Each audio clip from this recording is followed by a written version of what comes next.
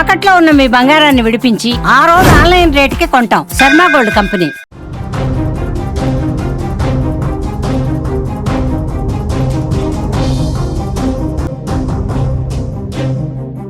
సందు చూసుకొని చైనా దొంగ బుద్ధిని బయటపెట్టింది. భారత్ పాకిస్తాన్ సరిహద్దుల్లో యుద్ధ వాతావరణం ఉన్న సమయంలో చైనా పాకిస్తాన్కు అండగా ఉంటానంటూ అధికారిక ప్రకటన చేసింది. పహల్గామ్ దాడి తర్వాత భారత్లో జరిగిన మానవత్వంపై జరిగిన దాడిని ఖండించిన చైనా మొత్తానికి యుద్ధ వాతావరణ స్థితులు, పాకిస్తాన్ ఈ దాడికి కారణమని, పాకిస్తాన్ పెంచి పోషించిన ఉగ్రవాదమే దీనికి కారణమని భారత్ నిరూపించడంతో చైనా కూడా పాకిస్తాన్ వైపే నిలబడింది. పాకిస్తాన్ సార్వభౌమాధికారాన్ని నిలబెట్టుకోవడానికి చైనా మద్దతిస్తుందంటూ చైనా విదేశాంగ మంత్రి వాంగ్ యీ పాకిస్తాన్ ఉప ప్రధాని మహమ్మద్ ఇషాన్కి ఫోన్ చేసి సమాచారం అందించారు. దీంతో చైనా పాకిస్తాన్ కుయుక్తులు మరోసారి బయటపడ్డాయి.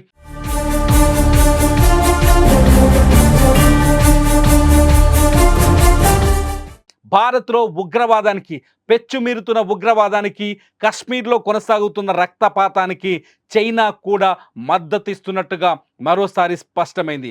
ఇప్పటికే చైనాకు భారత్కు మధ్య సరిహద్దుల్లో అనేక వివాదాలున్నాయి.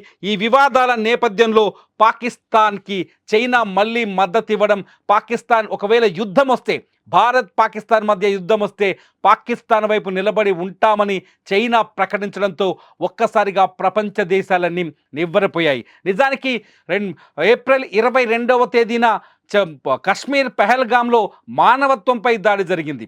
అమాయకులైన 26 మంది పర్యాటకులపైన దాడి జరిగింది. ఈ దాడిని ప్రపంచవ్యాప్తంగా ప్రపంచ దేశాలన్నీ ఖండించాయి. రష్యాతో సహా, యూరప్ దేశాలతో సహా, అమెరికాతో సహా అన్ని దేశాలు ఖండించాయి. చైనా కూడా దొంగ బుద్ధిని ప్రదర్శించడానికి ముందు ఇది మానవత్వంపై దాడి అంటూ దొంగ మాటలు చెప్పింది. అటువంటి చైనా ఇప్పుడు మళ్ళీ మాట మార్చి పాకిస్తాన్కి అండగా నిలబడింది. ఒకవేళ యుద్ధం వస్తే, ఇప్పటికే పహల్గాంలో దాడి తర్వాత పాకిస్తాన్పై ఇండియా కఠిన చర్యలు తీసుకుంది. సింధు జలాలని నిలిపివేస్తామని చెప్పింది. అట్లాగే భారత్ పాకిస్తాన్ అధికారిక బార్డర్లని సీజ్ చేసింది. భారత్లో ఉండే పాకిస్తానీలను ఇవాల్టితో పూర్తి స్థాయిలో, అంటే ఏప్రిల్ 29వ తేదీ నాటికి వైద్య వీసాలపై వచ్చిన వాళ్ళను కూడా వెళ్ళిపోమని ఆదేశించింది. 27వ తేదీ తర్వాత ఇవాళ ఎవరైనా ఇండియాలో ఉంటే వాళ్ళకి 3 ఏళ్ల కఠినమైన జైలు శిక్ష, 3 లక్షల రూపాయల ఫైన్ వేస్తామని కూడా ఆదేశాలు జారీ చేసింది.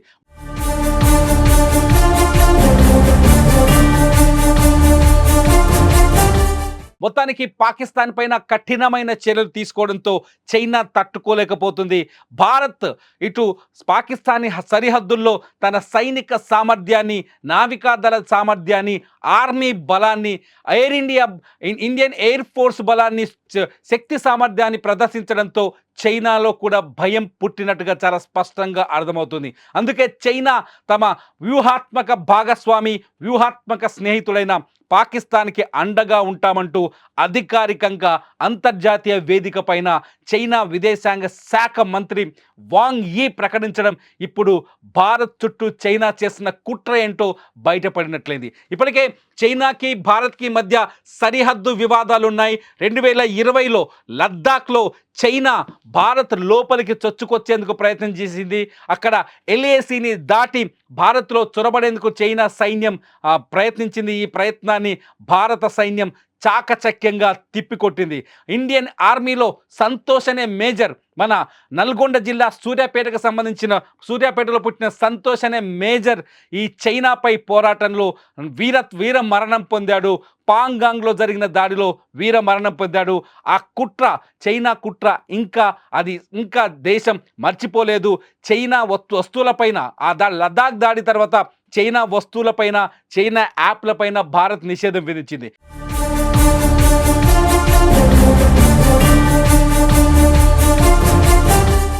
ఇప్పటికీ చైనా భారత్ పైన కుట్రపూరితంగానే ఆలోచిస్తున్నట్టుగా పాకిస్తాన్ ఇష్యూతో మరోసారి బయటపడింది. ఇప్పటికే పాకిస్తాన్ మేము యుద్ధానికి సిద్ధమని చెప్తోంది. అణుబాంబులతో భారత్పై దాడి చేసేందుకు రెడీగా ఉన్నామని చెప్తోంది. ఇటువంటి పాకిస్తాన్ దేశవ్యాప్తంగా ప్రపంచవ్యాప్తంగా ఉగ్రవాదాన్ని పెంచి పోషిస్తున్న పాకిస్తాన్కి చైనా మద్దతు ఇవ్వడంతో ప్రపంచ దేశాలన్నీ నివ్వరపోతున్నాయి. పహల్గామ్ దాడితో హమాస్కు ఎక్కడైతే ఇజ్రాయిల్లో విధ్వంసాన్ని సృష్టిస్తుందో హమాస్కి లష్కరే తోయిబాకి అట్లాగే కశ్మీర్లో మన పహల్గామ్లో దాడికి పాల్పడిన ది రెసిస్టెంట్ ఫ్రంట్కి సంబంధాలున్నాయనే విషయాన్ని బయటకు వచ్చిన తర్వాత కూడా చైనా ఇటువంటి నిర్ణయం తీసుకోవడం కేవలం భారత్ పైన అక్కసును వెళ్ళగట్టడం భారత్ చుట్టూ కుట్రలు చేయడానికే చైనా ఇటువంటి నిర్ణయం తీసుకున్నట్టుగా అర్థమవుతుంది. చైనాతో వ్యాపార సంబంధాలు దాదాపు తెగిపోయాయి భారత్కి. అట్లాగే బార్డర్లో చైనాతో అనేక వివాదాలు ఉన్నాయి. ఎల్ఏసి వివాదం ఉంది, అట్లాగే అరుణాచల్ ప్రదేశ్ వివాదం ఉంది, అనేక రకాల వివాదాలు చైనాతో ఉన్నాయి. ఈ నేపథ్యంలో చైనా పాకిస్తాన్కి మద్దతు పలకడంతో భారత్పై అక్కసు వెళ్ళగక్కినట్టుగా అర్థమవుతుంది. చైనా అధ్యక్షుడితో భారత్ మొదటి నుంచి సత్సంబంధాన్ని కొనసాగించడానికి ప్రయత్నం చేస్తుంది. చైనాతో వ్యూహాత్మకంగా ముందుకు వెళ్ళే ప్రయత్నం చేస్తున్నప్పటికీ చైనా మనసులో కుట్ర పెట్టుకొని పనిచేస్తే తెలుస్తుంది. ఇటుపోతే చైనా ఎప్పుడైతే మద్దతు ప్రకటించిందో అప్పుడే పాకిస్తాన్ తన మాటను మార్చింది. పాకిస్తాన్ ప్రధాని మొన్న పహల్గామ్ దాడిపైన పారదర్శక విచారణ జరిపించాలనే మాట వెనుక కూడా చైనా స్వరం ఉన్నట్టుగా అర్థమవుతోంది. చైనా, రష్యా, యూరప్ దేశాల నుంచి ఒక అంతర్జాతీయ బృందాన్ని ఏర్పాటు చేసి నిష్పాక్షిక విచారణ జరిపించాలని పాకిస్తాన్ ఇప్పుడు దొంగ మాటలు, కుయుక్తులని పలుకుతోంది. నిజానికి ప్రపంచ దేశాలకు చాలా స్పష్టంగా అర్థమైంది.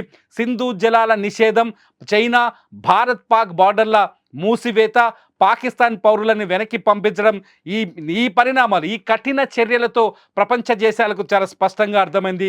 పహల్గామ్లో దాడి చేసింది ఎవరో కాదు, పాకిస్తాన్ ఉగ్రవాదులని. లష్కరే తోయిబా నడిపిస్తున్న హఫీజ్ సయీద్ అనే ఒక ఉగ్రవాది నడిపిస్తున్న లష్కరే తోయిబా ముఠా నుంచి బయటకు వచ్చిన ది రెసిస్టెంట్ ఫ్రంటే ఈ దాడికి పాల్పడిందని ప్రపంచానికి అర్థమైంది. అయినప్పటికీ కూడా చైనా ఉగ్రవాదాన్ని ప్రోత్సహిస్తున్న దేశానికి, ఉగ్రవాదాన్ని పెంచి పోషిస్తున్న దేశానికి మద్దతు పలికింది. చాలా స్పష్టంగా ఇక్కడ ఒకటి అర్థమవుతోంది, చైనా భారత్పై తీవ్రమైన ఆలోచనలో ఉన్నట్టుగా అర్థమవుతుంది. చైనా పాకిస్తాన్ వైపే నిలబడిందని అర్థమవుతుంది. మొత్తానికి పహల్గామ్ దాడి ప్రపంచ దేశాలకు ఒక ప్రశ్నను విసురుతోంది, భారత్ వైపు ఎవరు, పాకిస్తాన్ వైపు ఎవరు అని.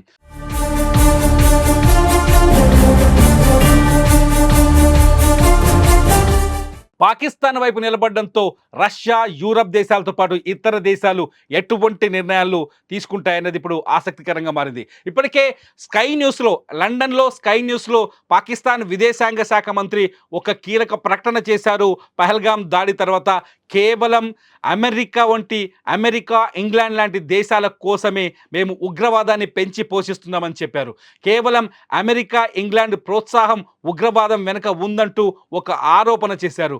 అప్పటికే ఆ ఆరోపణలతో పాకిస్తాన్ ఉగ్రవాదాన్ని పెంచి పోషిస్తున్నట్టుగా ప్రపంచ దేశాలన్నింటికీ అర్థమైంది. ఈ నేపథ్యంలో ప్రపంచ దేశాలు, యూరప్ దేశాలు, అమెరికాతో సహా ఇతర యూరప్ దేశాలు ఎటువైపు నిలబడతాయి? చైనా మద్దతిస్తున్న పాకిస్తాన్ వైపు నిలబడతాయా, లేకపోతే శాంతికి సిద్ధంగా ఉన్న భారత్ వైపు నిలబడతాయన్నది ఇప్పుడు ఆసక్తికరంగా మారింది.